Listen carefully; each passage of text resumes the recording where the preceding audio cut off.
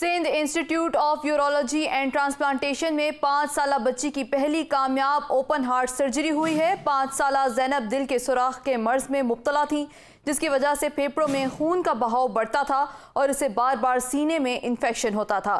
اسی حوالے سے بات کرتے ہیں نمائندہ ABN عبدالقدیر رانا سے۔ جی عبدالقدیر، مزید اپڈیٹ کیجیے۔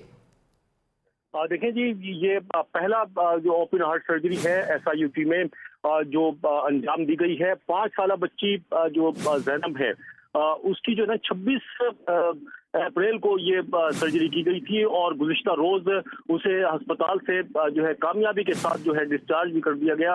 اور اس پوری سرجری میں 2 جو ہے جو مشین چلانے والے ماہرین ہیں وہ، اور اس کے علاوہ 9 ڈاکٹرز اور 8 نرسوں کی ٹیم نے جو ہے اس میں حصہ لیا، اور جو SIUT کا عملہ ہے وہ اس کی مسلسل دیکھ بھال کرتا رہا، اور اسی طرح جب وہ صحتیاب ہو گئی تو گزشتہ روز جو ہے اسے وہاں سے ڈسچارج کر دیا گیا۔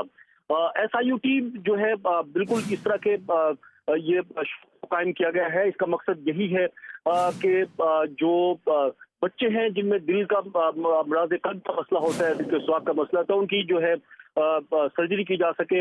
اور یہ پہلی سرجری ہے جو کامیاب ہو گئی ہے، اور اب بالکل بچوں کا جو علاج ہوگا امراض قلب کے حوالے سے وہ آسان ہو گیا ہے۔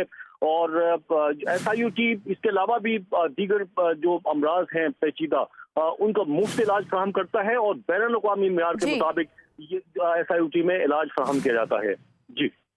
جی بہت شکریہ، آپ ہمیں اپڈیٹ کر رہے تھے۔